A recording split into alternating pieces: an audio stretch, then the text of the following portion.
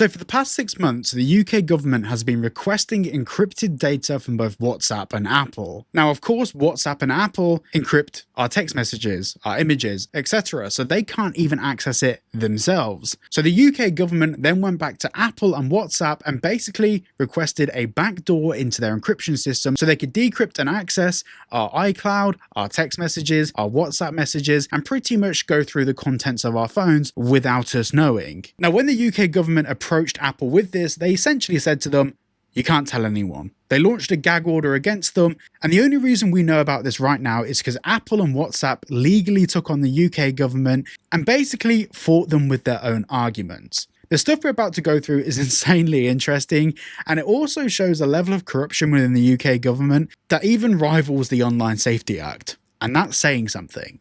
So I need to give you all the beginning context for all of this because it's very important. When the UK was part of the EU, we had something called GDPR, the General Data Protection Regulation. This means that when you go to a website, as a user, you need to be told what data is being collected from you. That's why for most countries in Europe, when you go to a website, you need to accept the cookies policy, accept data policies, or reject them, or whatever it might be. As citizens of the EU, we had the right to know what was being tracked about us. Now, when we left the EU, Britain took on its own version of that, and it's essentially called the UK GDPR.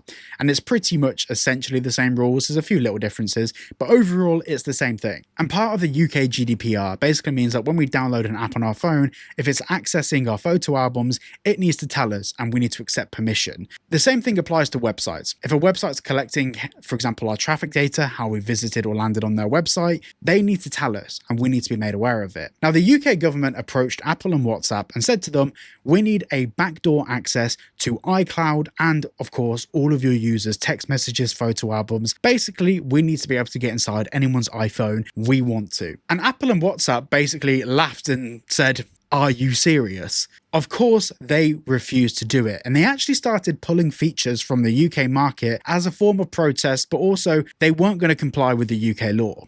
Rightfully so. So this led to both Apple and WhatsApp basically going head to head with the UK government and presenting a legal case against the UK government, which stated that what they were requesting of Apple and WhatsApp was directly against their own UK GDPR laws. And it's not in a little way, it's not a grey area. Asking WhatsApp and Apple to not tell its users that they're sending the data to the UK government is absolutely fucking absurd. Now, I do have some really good news, some amazing news. But before we get into that, a big thank you to Private Internet Access. If you're looking for a VPN that doesn't keep logs, allows you to remain private online, and allows you to access content from other countries, or allows you to access content in your own country, make sure you check out Private Internet Access at the link down below. You get yourself 4 months free, 86% off, and you keep the lights on in here. So I appreciate you. Right. Now let's crack on with the video. The UK government drops Apple encryption backdoor plans after consultation with US leaders.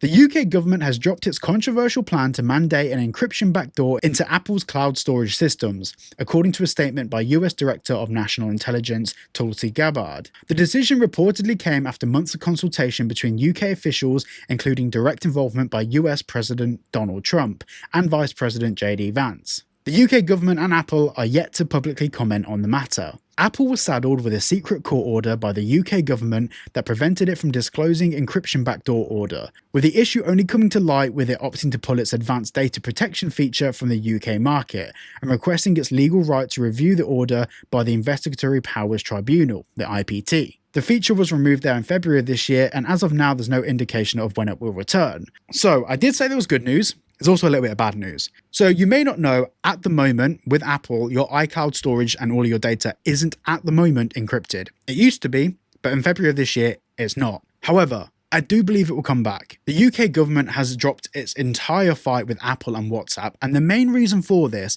and this is just speculation by the way, this is based on numerous people I spoke to, both in government and also in the tech space, is that the UK government can't be fighting this publicly. The optics of this, the fact that they're fighting to access our encrypted data, is just going to get louder and louder. This has been widely covered in mainstream media, and at the moment, with everything that's happening in the UK, with all of the controversy that's going on at the moment, this is the last thing that the UK government need, to basically be putting out a public order, because that's the next stage of them fighting this, this would be a public order of them requiring UK citizens to basically give full access to the contents of their phones to the UK government. Now, at the moment, the UK government can access the majority of what's on your phone because there is no encryption order in place. And the UK government actually still reserves the right to access all of the data in your phone without legal precedent. I see many videos on social media where people saying that you don't have to hand over your phone, and even if with a court order, you do. With a court order, you do have to hand over the contents of your phone to the UK government at present. But that is very likely to change on the basis that other companies start fighting back against the UK government. To be clear, as you've seen in that article, the US government had to get involved in protecting our private data, but also protecting their own interests. WhatsApp and Apple are American companies, and essentially Apple and WhatsApp went to the US government and said, we need your help to fight this. Now, Apple is a $1 trillion business, and they couldn't take on the UK government by themselves. What we really need to start seeing from especially the US market at the moment is all of these big tech companies forming an alliance together for the protection of their users. Now, this is such a weird thing for me to say because big tech 9 times out of 10 is the enemy, but at the moment the enemy of my enemy is my friend, and we need big tech to fight this battle for us. To be clear, in cases of the Online Safety Act, in a matter of weeks 500,000 people signed that petition and the UK government just said, nah, we're not planning on changing it. With things like backdoors into encryption on our devices, that's going to be an even harder battle to fight. Because once the UK government get comfortable being able to access all of this information, they're going to fight 10 times harder to let it go. It basically makes their surveillance jobs so easy. Rather than finding a suspect and then finding evidence of the crime, they treat everyone like a suspect to find the crime. And that is where we become, and I say it every single video at this point, but that's where we become China or Russia or 1980s Soviet Union, but with technology. This is where we really have to start taking seriously the ramifications of what the UK government is actually doing. And I'm fully up for catching terrorists, for catching predators on the internet. I'm all up for these things. But treating everyone like a terrorist and everyone like a nonce is not the answer to get to the desired result. Now, Apple and WhatsApp at the moment, they have their backup. They are very worried about this, and that's why they went to the US government. They have won this battle, but I know it's cringe as fuck, but it's just the battle, and the war is still absolutely huge against our privacy. The UK government's doing anything within its power to be able to basically restrict our freedoms as citizens because it's way easier to control the narrative and control the people. And by the way, when I say control the people, I don't mean like control what we think. It's not about controlling what we think. I don't think they're actually policing our thoughts. What they're doing is making sure that we're scared to voice our thoughts. Give it 100 years though, and bad thoughts would be jail time. We need to start to see a coalition of all of these major tech companies coming together and fighting these battles on behalf of us, the British citizens. And I don't care why they fight it. If they fight it to protect their tech companies, great, do it. You got our support. At the end of the day, we need companies that will do something that the byproduct of that is protecting our internet privacy. Because yes, VPNs are fantastic. Private internet access is fantastic. I use it all the time. But it's the tip of the iceberg, and it's a reactive measure to a dystopian rule. We need to get rid of the dystopian rule so VPNs can be used at leisure, not out of necessity. Regardless, for me, I'll always use a VPN. I'll also use an encrypted server in my house just because of what I do for a living. I speak out against the government, and I like to remain relatively anonymous as possible. There's no such thing as being 100% anonymous, especially in the world that we live in today, but we can at least take measures to prevent corporations and governments from taking that ability and freedom away from us and allow us to be the decision maker of where we hand out our personal information. I've been talking recently to a lot of like data protection companies, things like privacy brokers, and I've been talking to loads of different companies, not just about like brand deal stuff, but to get an understanding of the problems that they face. And I'm working on a kind of mega video at the moment, which shows that at the moment, we're in a spot where we can do something about it.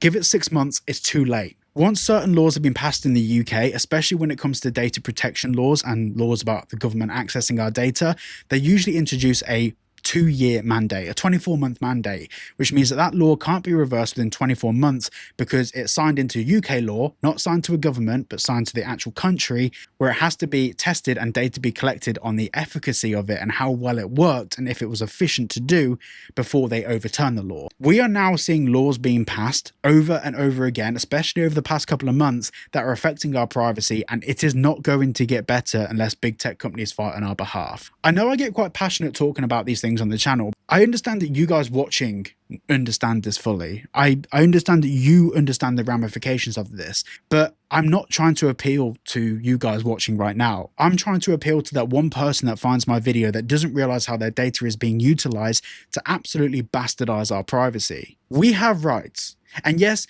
it's not like we're getting tortured in a chamber somewhere. Of course we're not. But the truth is, if we give an inch and give an inch and give an inch, month over month, over month, over month, we've given everything. As it is, growing up with the internet, I'm 27 now, but I've grown up with the internet.